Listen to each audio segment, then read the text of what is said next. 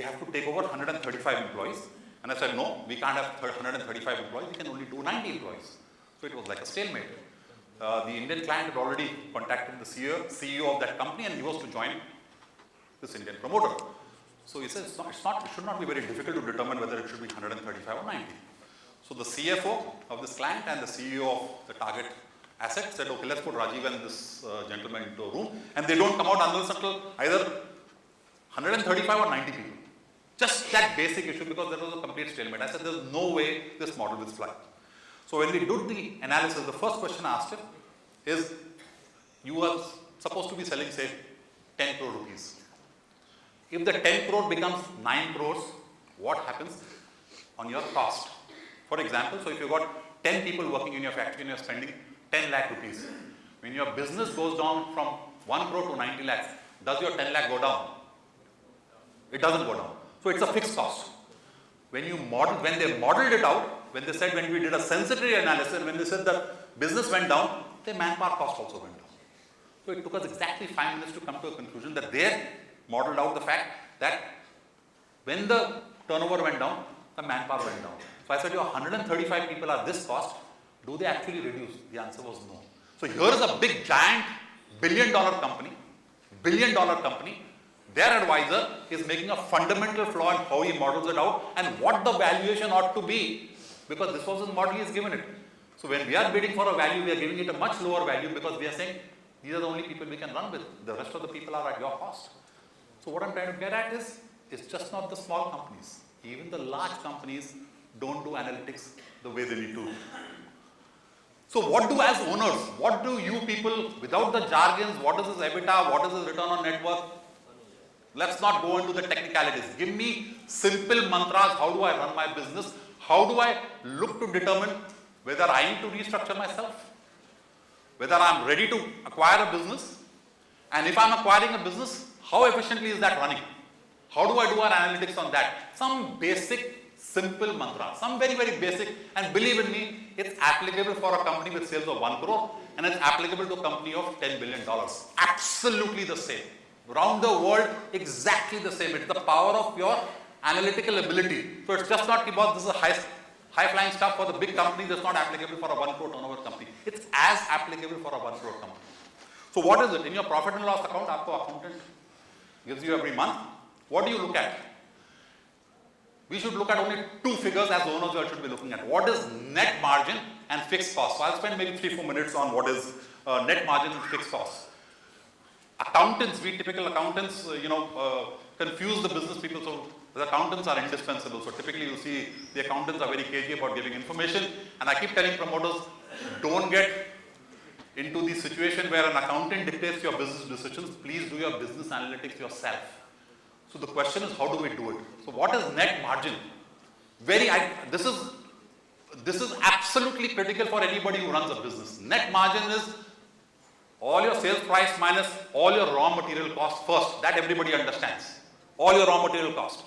What people don't understand is there are other variable costs. What are the other variable costs which go below to determine what is net margin?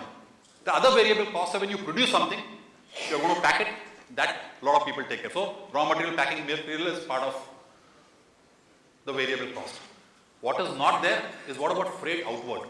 You're sending it to a customer, you're having a freight outward. That is clearly variable to sales. When you're selling to your customer, you are maybe paying a commission. That's clearly variable to sales. So you identify your profit and loss account, just do a simple, tell your accountant to do a simple analytics of what is fixed and what is variable. Practically in life, there's nothing 100% fixed and there's nothing 100% variable. But you will establish a trend by logically, commonsensically trying to bifurcate your costs into fixed and variable. Believe in me and do a trend analysis for 3 years, it will start telling you a story. Numbers will start speaking to you. What is your business? What's wrong with it? What's right with this? What's right with the target company? What's wrong with it?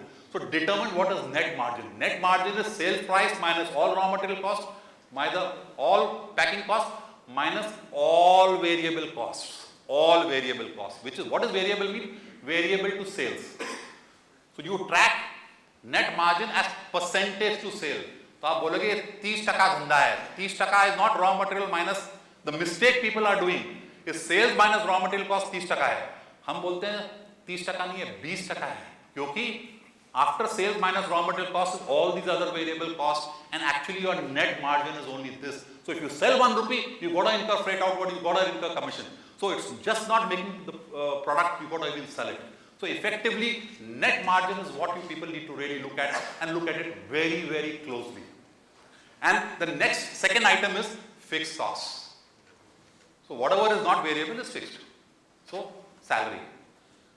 Electricity pe aata hai, there is a fixed charge. If you close your factory down, there will be a fixed charge, and there is a variable to production. So we actually bifurcate. If this is your fixed charge of electricity, this is variable to production. If you do your analysis intelligently and tell your accountant to do it, believe in me, you will see the fixed costs in a different light. Because fixed costs are not tracked percentage-wise like we are tracking variable cost. The net margin is a percentage always. Fixed cost is an absolute figure. आपका fixed cost 6 crore रुपया है, 1 crore रुपया है, 10 crore रुपया है, जो भी है. And you don't say I will increase it by 15%. Your manpower cost, okay, you are giving an increment. You are giving it of that particular. So it's never related to sales. So all variable costs are related to sales. Fixed costs are an absolute figure. So in your modeling, and this is in large forums, this is being discussed. And like I said, we were for a client, he had called in McKinsey's for a particular study. And when they were modeling out, so typically in America, and this is what he told me, we have a concept when we model out sales minus COGS, cost of goods. There are all different jargons, not to give you contribution minus SG&A. This is the McKinsey guy telling me. Sales, general and administrative overhead gives you EBITDA. That's the simple 5-liner model they are looking at. But I tell them sales, general and admin has sales, which has got variable. You have general, which has got employees, which is fixed. So your merging cost, your model will not be robust. And he said, yes. When they did the numbers, they said, yes. I said, now you just you reclassify these numbers, and you see how robust and how predictable the financial model will become. So if you are acquiring a company and you need to model out what is the value you need to pay for it, you need to model things out correctly. You need to model your own business correctly. What are my fixed costs? What are? Now fixed, like I said, salary is not fixed permanently. आज 1 crore की salary कल 1 crore 10 होने वाली है. But it is fixed relative to the sales. So that is the reason generally you will classify all costs as fixed and variable and analyze those numbers differently. So effectively, net margins, fixed cost will give you your operating profits. So basically you need to have net margins and fixed costs. You all as owners need to only understand 2 figures from your accountants. And don't get hassled with all the technical stuff which accountants will give you. From a business point of view, just determine what is net margin and fixed cost. You have a handle on your P&L account. On the balance sheet, we have only net fixed assets and net current assets. There's nothing else. Fixed asset, net current assets. Net current assets is all stock, debtors, cash balance, advances, less creditors. And the interlinking of the two will give you the ratios of return on equity, return on capital employed. And the third ratio is obviously the gearing ratio, which is very critical, where companies need to evaluate whether they are in trouble or they are not in trouble in terms of highly leveraged, whether they are acquiring a company, how do you deleverage it? This is a technical topic, I don't really. So basically, 2 or 3 numbers on the P&L side, 2 or 3 numbers, 2 numbers on the balance sheet side, and as owners, you have a full understanding of your sort of business. Any business, however big or small, we will convert it into these 4 or 5 numbers. So we have, like I said, this Canadian company, we had an 18-page trial balance. 18-page trial balance with 28 lines on each page. So we had, for our analytical negotiations, I had just an 8-line. And our success percentage on that was 98.4. So we were trying to do modeling to see the what-if scenarios in every way. When we are negotiating a price across the table with somebody, you have it on your Excel. How robust is that number? When you're putting in your assumptions, how robust it is. Just an 8-line assumption from an 18-page trial balance. So the ability is to be able to not let the accountants clutter your mind, but as business leaders, as owners, what are the numbers I need to get a handle on? That is very, very sort of critical. So typically now, just to take you, these are the basics of finance. Your M&A process, what actually happens? You identify a target. So identify a target to yourself. You want to demerge? No. Or you identify a target for acquiring. You open a discussion with them. Now, you may open a discussion directly, or you may open a discussion through an intermediary. Intermediary could be people like us, through your chartered accountants, through their friends, through investment bankers, whoever. You'll open up a discussion with them. After all the discussions happen and you all are broadly agreeing, you enter what is known as a term sheet. Now this is a very, very critical document, and I must tell you on a recent transaction which we have just signed a term sheet yesterday. The client went and signed it in Delhi. They were not wanting to give a term sheet. So we are representing the sellers. There's a big giant American company because it suited them not to give us a term sheet. So our baatcheet to ho gayi hai, we have cleared everything out. Now the challenge in that is they can always go back on what we have discussed. There are so many complex things that gets negotiated that you have to put it. So term sheet क्या होता है? It's just basically a memorandum of understanding. जो भी commercial discussion उसको हम लोग technical jargon में term sheet बोलते हैं. So that's what a term sheet is about. After a term sheet, then you start doing a diligence, a financial and a legal diligence. A lot of people, small companies, think they ought not to do it. And believe in me, we have seen so many cases where the company should never ever have been acquired. But that was because of promoters' passion to acquire, promoters' ego to grow without looking at the basics. We are in the midst of advising a transaction now which has come to us papers 2 weeks back. I know the promoter has huge amount of ego for an acquisition in UK.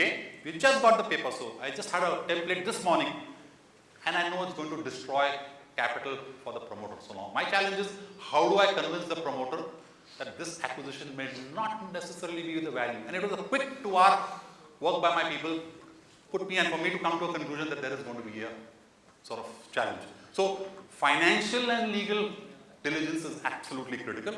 After that, you will do what is known as a valuation adjustment. So if you had agreed to buy a company for 10 crores, 20 crores, 50 crores, if the diligence throws up things, you will do an adjustment. Whatever your multiple, you will say, no, it's not 50 crores, I'll go to offer you 40 crores because this was things we did not know which came out in a diligence. So we do a valuation adjustment. And then after everything is closed, you go into definitive agreement. Now this is the process worldwide across the board in any M&A, where you are acquiring a company or you are selling a company. So if you are selling a company, your own group company, the other side is going to do. So this is the standard process, macro process. There are a number of nitty-gritties which you sort of don't go into.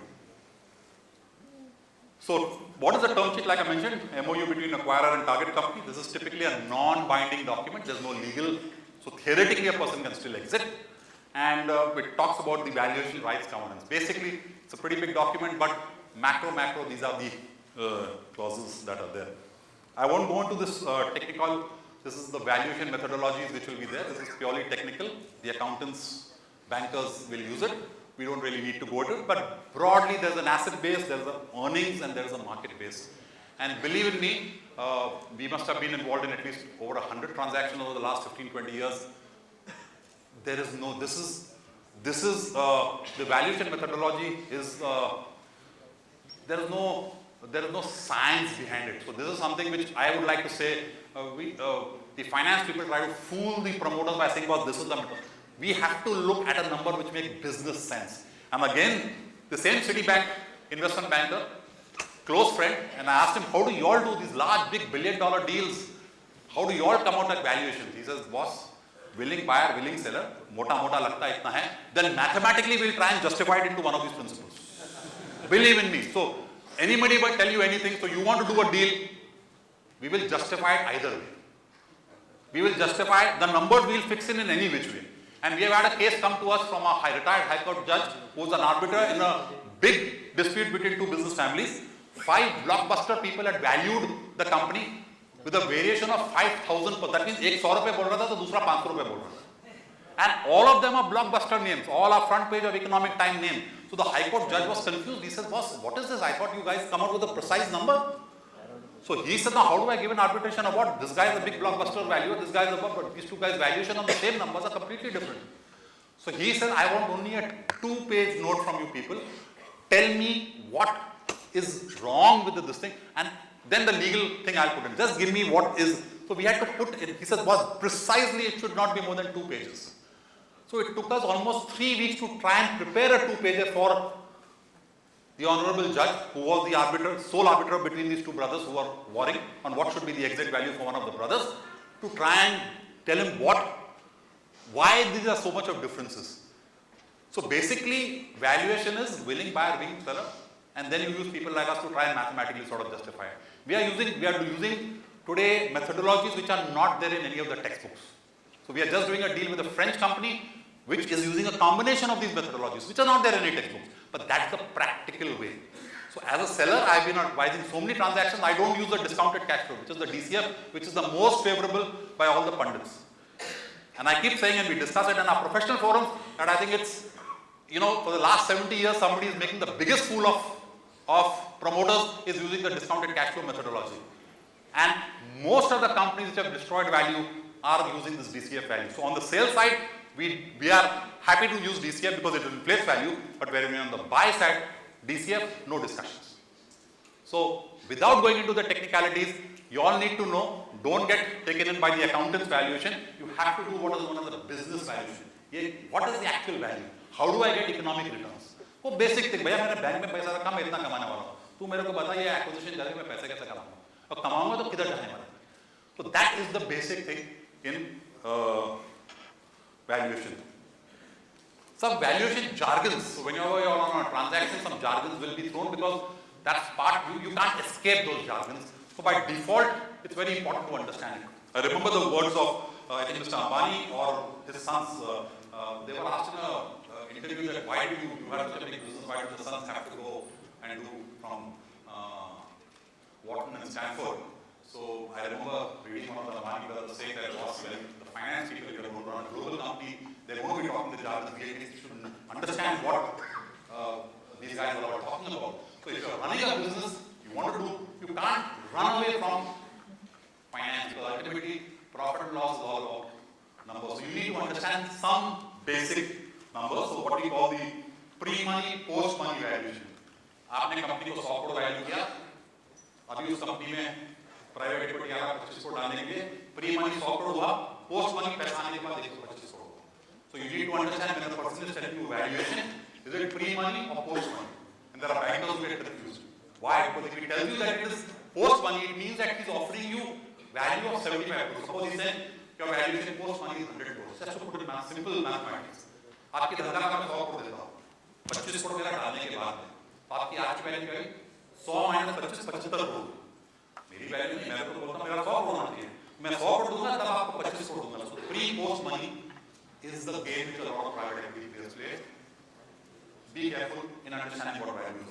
Primary and secondary sale. Primary आप अपना जब खुद share बेचते हो, primary sale होता है.